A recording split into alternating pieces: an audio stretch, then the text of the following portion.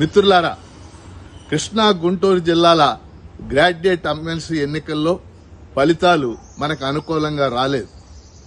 మన ఉద్యమాలు, మన కార్యక్రమాలని, మన కార్యాచరణని మరింత బలోపేతం చేయాల్సినటువంటి అవసరం ఉంది. ఈ ఉద్యమాలన్నింటిలో కూడా భవిష్యత్తులో కూడా నేను భాగస్వామిగా ఉంటానని మీకు తెలియజేస్తున్నాను. ఈ ఎన్నికల సందర్భంగా వేలాది మంది కార్యకర్తలు, ముఖ్యంగా ప్రజా సంఘాలు, కార్మిక సంఘాలు, ఉద్యోగ ఉపాధ్యాయ పెన్షనర్ల సంఘాల కార్యకర్తలు వేలాది మంది కష్టపడి పనిచేశారు. వారందరికీ హృదయపూర్వకంగా కృతజ్ఞతలు తెలియజేస్తా ఉన్నారు.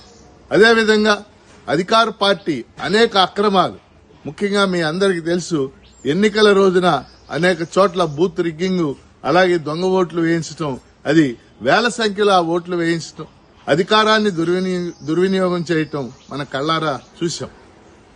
వీటన్నిటిని ఎదుర్కొని కూడా 63,000 మందికి పైగా ఓటర్లు మనకు ఓట్లు వేశారు. వారికి, అలాగే ఇతర ఈ ఎన్నికల ప్రక్రియలో పాల్గొన్న ఓటర్లందరికీ, అలాగే సిబ్బందికి కూడా నేను హృదయపూర్వక ధన్యవాదాలు తెలియజేస్తున్నాను.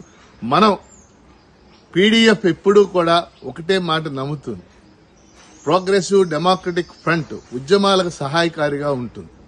భవిష్యత్ ఉద్యమాలన్నిటికీ కూడా పీడీఎఫ్ తరఫున మేము సహాయకారిగా ఉంటాం. ఈ ఉద్యమాలను కొనసాగిస్తాం.